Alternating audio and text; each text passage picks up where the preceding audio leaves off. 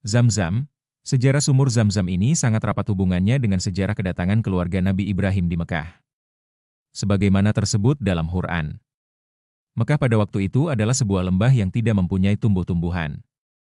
Dengan kehendak Tuhan, Nabi Ibrahim menempatkan di sana istrinya Hajar dan anaknya yang masih kecil Ismail, dekat rumah yang dimuliakan. Quran 14:37. Kemudian Nabi Ibrahim pun pergilah dan sana. Setelah beberapa waktu Hajar dan Ismail ini tinggal di sana, maka air yang dibekalkan oleh Nabi Ibrahim pun habislah. Ibu yang bingung sebab anaknya menangis karena kehausan itu berlarilah ke sana-sini mencari air minum.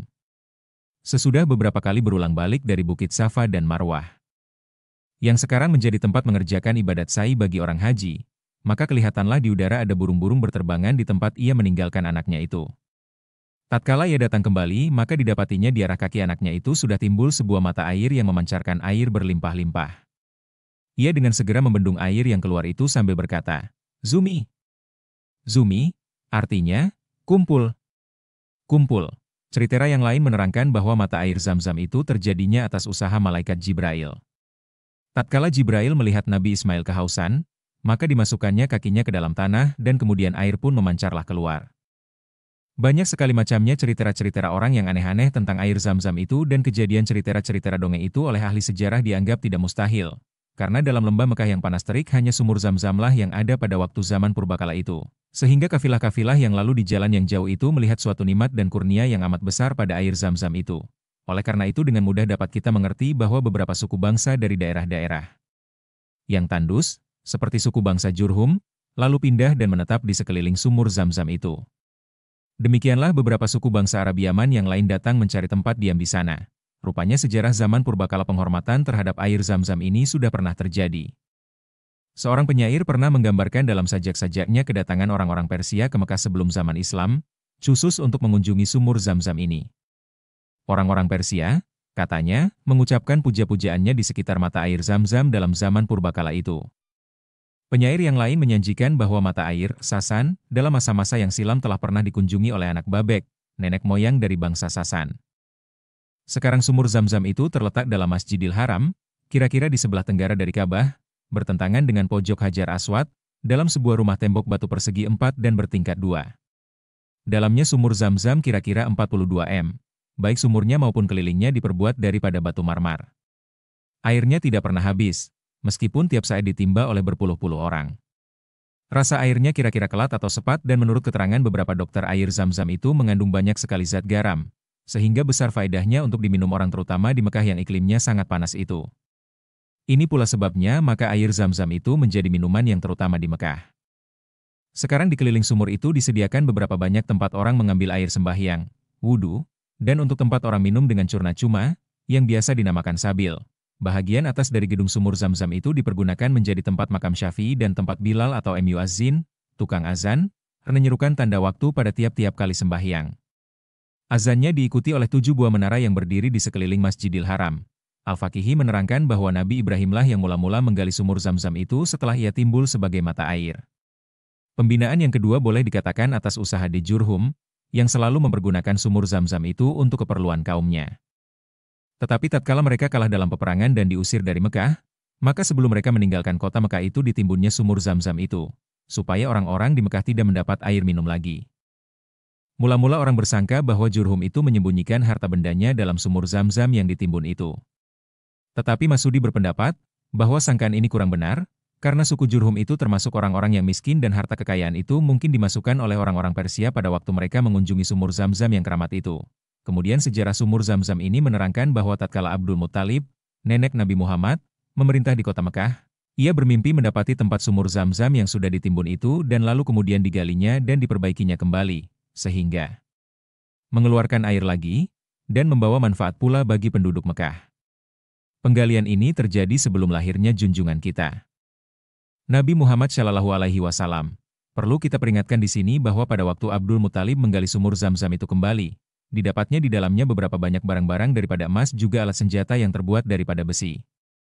Alat-alat besi itu kemudian dileburkan untuk membuat pintu Ka'bah yang disadur dengan emas daripada harta benda penggalian itu.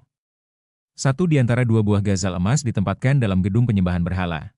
Oleh karena kurang perawatannya habarnya kemudian sumur Zam-Zam itu runtuh kembali, sehingga sedikit sekali air yang keluar dari dalamnya. Menurut Ibrahim Rifaat Pasha dalam Mir'atul Haramain, Mesir, 1925, keruntuhan ini sampai tahun 223 Hijriah. Kemudian diperbaiki kembali oleh seorang dermawan yang datang dari Taif, bernama Muhammad bin Bashir. Sumur Zamzam atas usahanya baik kembali dan airnya melimpah-limpah pula. Dalam tahun 297 Hijriah, 909 M, kejadian bahwa air Zamzam itu melimpah keluar meluap, suatu keadaan yang belum pernah terjadi sebelumnya. Banyak orang-orang naik haji yang mati tenggelam dalam air bah di Masjid Haram yang disebabkan oleh kelimpahan air Zamzam itu. Sudah disebutkan bahwa sekarang sumur Zamzam itu terletak dalam sebuah gedung 4 persegi, bertingkat 2 dan mempunyai beberapa buah jendela pada dinding yang berhadapan pada Ka'bah. Siapa yang mendirikan gedung ini tidak disebut, tetapi pada salah satu dindingnya hanya tertulis tanggal selesai mengerjakan bangunan itu, yaitu pada tahun 822 Hijriah. Pernah diadakan perbaikan dan reparasi secara besar-besaran terhadap sumur Zamzam itu. Baik mengenai bangunan rumahnya, maupun mengenai kolam-kolam dan gubah-gubah di atasnya, oleh Syekh Ali bin Muhammad bin Abdul Karim Al-Jailani, waktu ia mengunjungi Mekah. Pada tahun 933 Hijriah gedung sumur Zamzam itu dihiasi pula dengan hiasan-hiasan kebudayaan, dan oleh karena itu kita dapati tulisan-tulisan yang diukirkan dengan air mas, mengenai nama Sultan Abdul Malik Al-Muzaffar Sulaiman. Perbaikan dan pembaharuan yang dilakukan pada tahun 942 Hijriah terjadi atas minatnya Amir Chaskaldi. Ialah yang memberikan lantai marmer berukir sebagaimana yang kita dapati sekarang ini. Kemudian perlu dicatat di sini pembinaan pada tahun 1020 Hijriah, yang dilakukan atas perintah Sultan Ahmad Chen.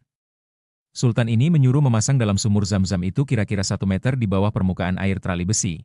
Karena pada waktu itu banyak orang-orang yang menganggap air Zamzam itu berasal dari dalam sorga dan oleh karena itu jalan yang sedekat-dekatnya pergi ke sorga itu melemparkan diri ke dalam sumur Zamzam tersebut. Maka oleh karena itu ditutuplah sumur itu dengan trali besi dan diberi berlubang sekedar bisa masuk timba pada waktu mengambil air. Di antara tulisan-tulisan yang tertulis pada pintu gedung sumur Zamzam, kita baca, 1. Air Zamzam obat bagi segala penyakit. 2. Suatu tanda perbedaan antara kita dan orang munafik, bahwa mereka tidak mau meminum air Zamzam itu. 3. Beberapa patah syair memperingati amal Sultan Abdul Hamid Chen atas jasanya mengenai perbaikan pada tahun 1201 Hijriah. 4. Beberapa hadis yang mengenai air Zamzam, misalnya. Inilah air Zamzam bagi orang yang suka meminumnya. Sebaik-baik air di atas permukaan bumi ialah air Zamzam. Tatkala dada Nabi dibedah oleh Jibrail, pencucian dilakukan dengan air Zamzam. 5. Dan peringatan terhadap jasa Raja Ibn Saude yang mengadakan perbaikan paling akhir ini. Sebagaimana telah diterangkan di atas, bermacam-macam kepercayaan umat Islam terhadap air Zamzam itu, ada yang menganggap bahwa air itu keramat dan dapat menyembuhkan berbagai-bagai penyakit dan oleh karena itu sebagai berkat banyak kita lihat jemaah haji membawa pulang ke tanah airnya sebagai oleh-oleh yang berharga. Dalam Handwar Terbuj des Islam, Leiden, 1941, diterangkan oleh pengarang artikel Zamzam, B. Cara de Faus, bahwa tidak jarang terjadi orang-orang haji mencelupkan kainnya, kain ihram, ke dalam air Zamzam untuk dipergunakan kelak di kampungnya sebagai kain kafan, pembungkus mayatnya apabila ia meninggal dunia. Di samping itu memang banyak uraian-uraian yang bersendikan nas.